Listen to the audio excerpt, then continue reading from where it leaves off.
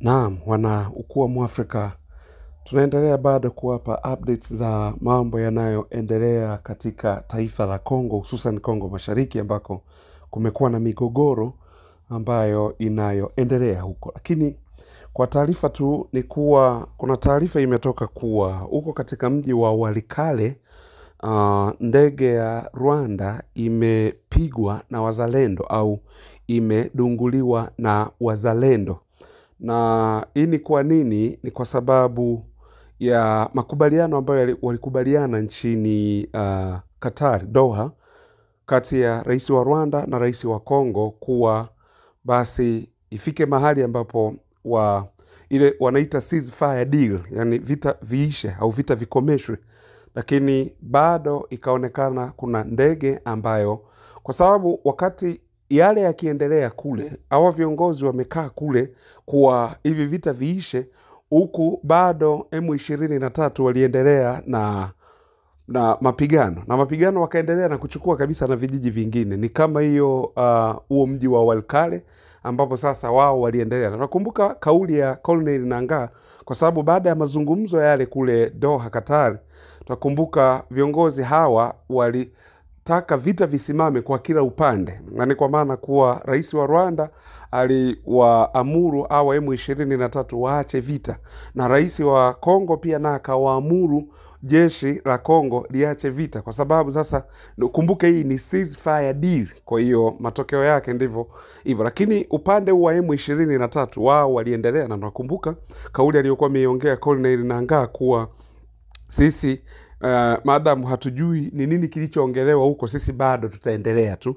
Kwa hiyo mambo yakaendelea kuwa hivyo. Sasa wasema hii ndege ilienda ikatua, ikaondoka, ikaja ikatua tena, ikaondoka. Ilipokuja kutua mara ya tatu, basi wanasema ndio hawa wazalendo sasa wameweza kuidungua ndege hii ya serikali ya Rwanda au jeshi la Rwanda. Kwa ndizo taarifa zilizoko kuhusiana na mji wa Walikale, namna mambo yanavyoendelea. Lakini katika mambo mengine pia, au katika kitu kingine, ni kuwa kwa taarifa za ndani kabisa kuwa Rwanda imekuwa ikiwakataza M23 wasiendelee kupigana, kwa sababu kuendelea kupigana kwao ndivyo kuiweka Rwanda katika hali mbaya zaidi. Okay, namaanisha nini kusema wakiendelea kupigana wanaiweka Rwanda katika hali mbaya zaidi? Kumbuka Rwanda ndio imekuwa ikishutumiwa kuwa inawafadhili hawa waasi wa M23. Kwa hiyo akatokea kule Ubelgiji akaanza kushawishi mataifa na asasi za haya mashirika mbalimbali waiwekee vikwazo Rwanda, na tayari nchi kadhaa zikawa zimeingia kuweka vikwazo dhidi ya Rwanda, ambaye Rwanda huyu amekuwa akishutumiwa na shutuma ambazo yeye mwenyewe binafsi amekuwa akizikana kuwa yeye hahusiki kabisa na kuwafadhili hao M23, kwa sababu kwa madai ya Rwanda ni kuwa M23 wanapigania historia yao, kwa sababu hawa ni watu walioko pale tangu miaka mingi, kwa sababu hii ni jamii ya Watutsi ambao wanaishi ndani ya Kongo, ambao yani wakati mkoloni anagawa hii mipaka hakujali jamii zilizoko ndani ya hii mipaka. Kwa hiyo yeye akigawa tu hivi, yani mfano ni kama ule ambao nimekuwa nikiuongea kama Wamasai. Unajua mkoloni wakati anagawa Tanganyika na hii Kenya, mnakumbuka kuna Wamasai waliokuwa upande wa Tanganyika ambayo kwa sasa ni Tanzania, lakini kuna Wamasai waliokuwa upande wa Kenya. Kwa hiyo manake hakujali yani jamii za watu zilizoko ndani. Kwa ndio madai ambayo Rwanda imekuwa ikiyadai kuwa M23, badala ya watu kuwalaumu tu, lakini watu wajue ni kwa nini M23 wanapigana na wanachokipigania ni kitu gani. Kwa hiyo ndio matokeo yake hayo. Kwa hiyo sasa kwa sababu hizi jamii za kimataifa ikiwemo sasa, kwa sababu Ubelgiji ndo alianza haya mambo, ndio maana unaona kulikuwa na kuwekeana vikwazo kati ya Ubelgiji na Rwanda. Ubelgiji ndo alianza kuishutumu Rwanda na kuwaambia mataifa mengine kuwa Rwanda iwekewe vikwazo, kwa sababu Rwanda ndio inayosababisha machafuko pale katika taifa la Kongo, huku Kongo Mashariki. Yani Ubelgiji amejitoa ufahamu, amejikata kichwa kabisa, kama Kongo hivyo ilivyo ni yeye Ubelgiji Mbelgiji. Yaani hiyo Kongo zima unavyoiona hivyo ilivyo hivyo.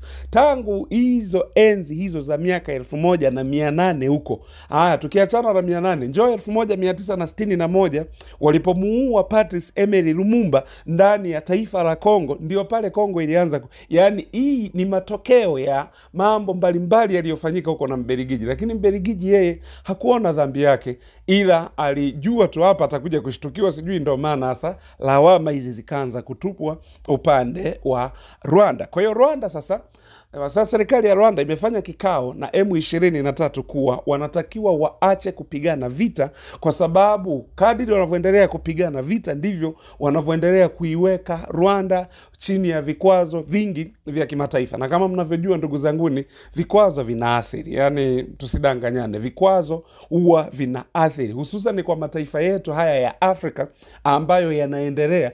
Ukigongwa vikwazo tu, yaani tutashangaa tu kuna vitu havikai sawa. Umeona hata hii USAID ambayo Donald Trump amesema hata endelea kufanya tena, hata endelea, Marekani haitaendelea kufadhili tena. Umeona the way ambavyo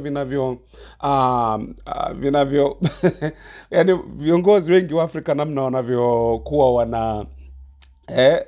unaona wanavyolalamika kuwa kwa nini sasa Trump ametaka vikwazo hivi, kwa nini ameweka hivi na hivi. Yote hii ni kwa sababu tukumbuke kuwa vikwazo vinaumiza, mwisho wa siku vikwazo huwa vinaumiza. Kwa hiyo haya ndio mambo ambayo sasa ukijaribu kuangalia Rwanda anajaribu maana aliwaambia, hata rais wa Rwanda Paul Kagame aliwaambia raia wa Rwanda tujiandae kisaikolojia kwa sababu ya vikwazo ambavyo vimewekwa na mataifa. Lakini hawa M23 inadaiwa kuwa ni kama hawajasikiliza sana hiyo. Wamesema sisi tayari askari tunao na bado tutaendelea kupigana vita. Lakini as long as wataendelea kupigana, manake Rwanda itaendelea kuwa matatani zaidi, kwa sababu Rwanda ndio imekuwa ikishutumiwa sana na Umoja wa Mataifa, lakini na baadhi ya nchi uko nje ya Afrika kuwa ndio wanaosababisha uvunjifu wa amani au ukosefu wa amani katika taifa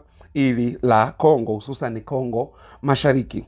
Lakini kwa taarifa nyingine tena ni kuwa tunamuelewa sana ndugu yetu General William Amuri Yakutumba, lakini ili jeshi la wazalendo limewekwa chini ya FARDC.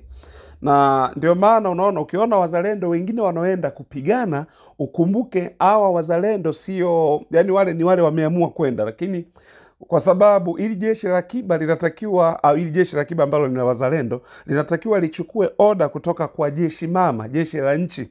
Kwa hiyo sasa wale wanajeshi wa nchi wao, unajua wanavyopigana, wanapigana kwa kufuata protocol, lakini vikundi huwa havifuati protocol. Angalia kama hawa M23 wao hawapigani kwa kufuata protocol, kwa eti sijui jamani kuna sheria za vita na hivi tunaweza tufuate hivi. No, maana wao kwao mission is the king. Sasa mission ni nini? Kama mission ni kuichukua Kongo Mashariki, mission kwao is the king. Kwa hiyo hawafuati hiyo mapigano ya sheria, sijui kwa hapa usipige. Sasa lakini jeshi la Kongo lenyewe litakuwa linapigana kwa kufuata sheria za vita, jambo ambalo sasa kifupi linakuwa linawavunja moyo hawa wazalendo na kuwa eti mpaka wapokee oda kutoka kwa FARDC.